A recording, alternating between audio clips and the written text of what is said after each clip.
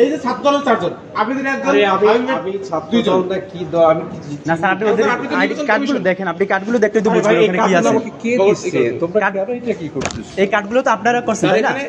আমি কার্ডের দায়িত্বে ছিলাম। এখানে স্যার আমাদের কার্ড হয়েছে, এখানে ছাত্র দলের প্যানেলের 3 জনকে তারা এজেন্ট নিয়েছে, আমাদের 28 জন থেকে মাত্র একজনই তো আপনি এজেন্ট মানান স্যার, এটা কেন নেবেন না স্যার?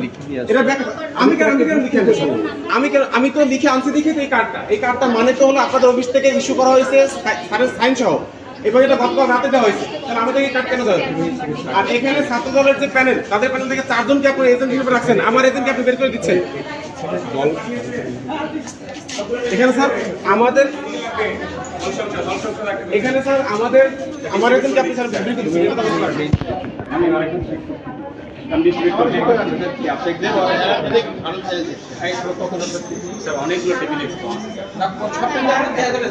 এই যে আপনি যে লিস্টটা আপনার স্যার দেখালেন, ওই লিস্টের মধ্যে 4 জন হলো ছাত্র দলের প্যানেল থেকে। এখন হামিম একজন প্রার্থী, সে আমার জিএস, আমার সাথে প্রতিদ্বন্দ্বী। আমি 10 নং ব্যালটে জিএস এর প্রতিদ্বন্দ্বী করছি, সে আমার প্রতিদ্বন্দ্বী। তার 2 জন 3 জন প্রেজেন্ট রাখবেন, আমার একজনও রাখবেন না, এটা স্যার কোনো ব্যাখ্যা হতে পারে না। এই যে আপু আপনি কারেন্ট জানো?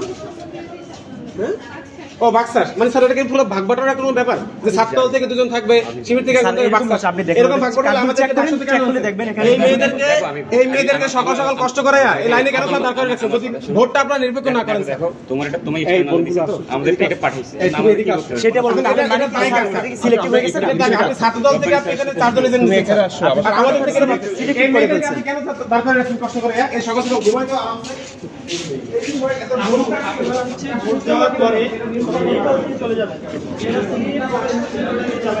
আপনি তো সাধারণ লিস্ট দেখাইছেন, সাধারণের মধ্যে 4 জন ছাত্র দল প্যানেল, 6 জন ছাত্র দল প্যানেলে, কথা আমরা দেখতে তো আমি জানি, কিন্তু এখানে 6 জন ছাত্র দল প্যানেলে।